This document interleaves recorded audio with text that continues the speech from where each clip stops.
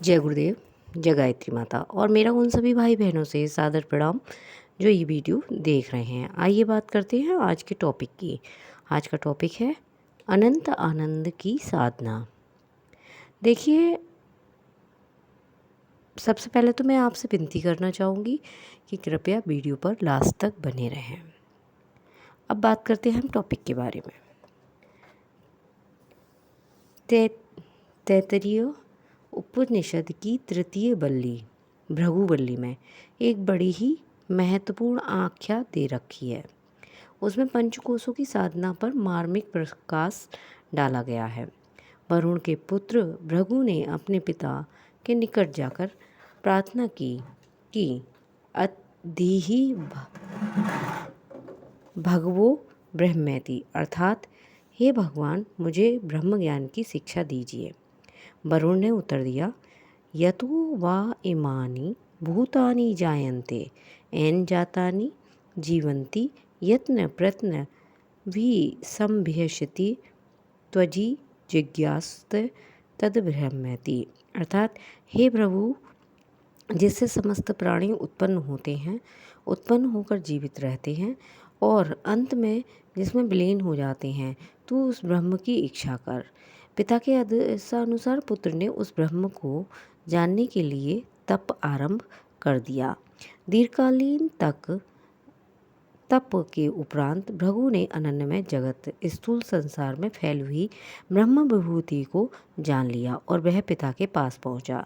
वरुण ने भृगु से फिर कहा, तपसा ब्रह्म विजिज्ञास्व तपो ब्रह्मेति, अर्थात हे पुत्र, तू तप करके ब्रह्म को जानने का प्रयास कर, क्योंकि ब्रह्म को तप द्वारा ही जाना जाता है। भृगु ने फिर तपस्या की और प्राणायाम जगत की ब्रह्म विभूति को जान लिया। तत्पश्चात पुनः वह पिता के पास पहुंचा। वरुण ने फिर उसे तप द्वारा ब्रह्म को जानने का उपदेश दिया। पुत्र ने पुनः कठोर तप किया और मनोमय जगत की ब्रह्म विभूति का अभिज्ञान प्राप्त कर लिया। पिता ने उसे फिर तप में लगा दिया। अब उससे विज्ञान में जगत की ईश्वरीय विभूति को प्राप्त कर लिया। अंत में पांचवी बार भी पिता ने उसे तप में ही प्रवृत्त किया और भृगु ने उस आनंदमयी विभूति को भी उपलब्ध कर लिया।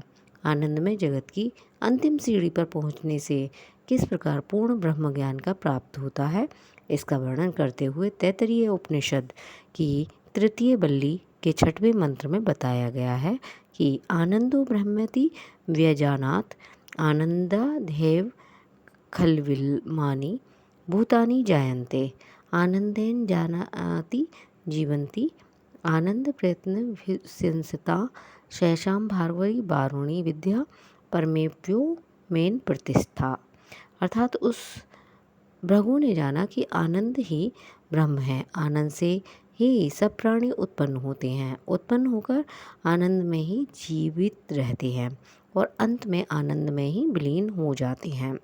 उपनिषदकार ने उपयुक्त आख्यायिक में ब्रह्मानंद, परमानंद और आत्मानंद में ही ब्रह्म ज्ञान की अंतिम लक्ष्य बताया है। आनंद में कोश जगत के कोश में पहुंचने के लिए तप करने का संकेत किया है।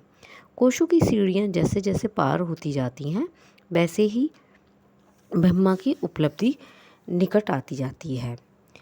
आगे देखिए, साया एवित अस्मा लोक प्रतेन एत मंत्र मात्मान पुनः संक्रामति एतम प्राणमाताम मुप संक्रांति एतम मनोपातम नुप संक्रांति एतम विज्ञान में प्राण संक्रामति एत आनंद मय माता नुप संक्रमति इमालोकान कानीन काम रूपये संचरत एत सम्मान गायत्रे, अर्थात इस प्रकार जो मनुष्य ब्रह्म ज्ञान को प्राप्त कर लेता है, वह इस अन्नमय कोश को पार कर लेता है।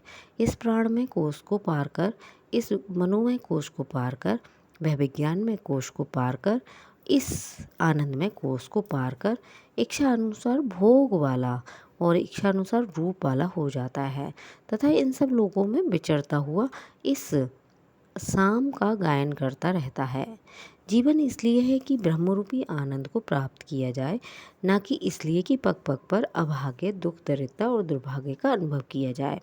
जीवन को लोग सांसारिक सुविधाओं के संचय में लगाते हैं, पर उनके भोगने से पूर्व भी ऐसी समस्याएं उठ खड़ी होती हैं कि वह अभिलाषित सुख जब प्राप्त होता है तो उसमें सुख नहीं रह जाता। सारा प्रयत्न मृग तृष्णावत व्यर्थ गया मालूम देता है। संसार के पदार्थों में जितना सुख है उससे कहीं अधिक सुख आत्मिक उन्नति में है। स्वस्थ 5 कोषों से संपन्न आत्मा जब अपने वास्तविक स्वरूप में पहुंचती है तो उसे अनिर्वचनीय आनंद प्राप्त होता है।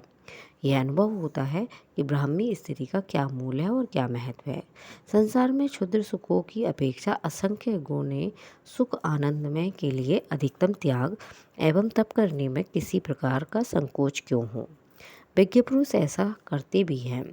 तैत्तरीय उपनिषद की भृगुबली में आनंद की मीमांसा करते हुए कहा गया है कि कोई मनुष्य यदि पूर्ण स्वस्थ सुनिश्चित गुणवान सामर्थ्यवान सौभाग्यवान एवं समस्त संसार की धन संपत्ति का स्वामी हो तो उसे जो आनंद हो सकता है उसे एक मानुषी आनंद कहते हैं। उससे करोड़ों अरबों गुने आनंद को ब्रह्म आनंद कहते हैं। आनंद ब्रह्मानंद का ऐसा ही वर्णन सतत ब्राह्मण में 14:7-1:31 में तथा अरणायक उपनिषद में 14:3-33 में भी आया है। पंचमुखी गायत्री की साधना 5 कोषों की साधना है। एक कोष की एक ब्रह्म विभूति है। ये ब्रह्म विभूति वे सीढ़ी जो साधक को अपना सुखासनोत कराती हैं वही अगली सीढ़ी पर चढ़ने के लिए अग्रसर करती हैं। जीवन के जैसी बहुमूल्य संपदा कीट पतंगों की तरह व्यतीत करने के लिए नहीं है। 84 लाख योनियों में भ्रमण करते हुए नर तन बड़ी कठिनाई से मिलता है। इसको तुच्छ स्वार्थ में नहीं परम स्वार्थ में परमार्थ में लगाना चाहिए। गायत्री साधना ऐसी परमार्थ है जो हमारे व्यक्तिगत और सामाजिक जीवन को सुख शांति और समृद्धि से भर देती है।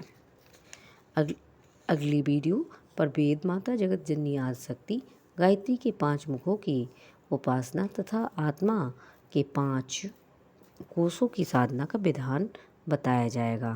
भृगु के समान जो इन तपश्चर्याओं को करेंगे वे भी ब्रह्म प्राप्ति को अधिकारी होंगे।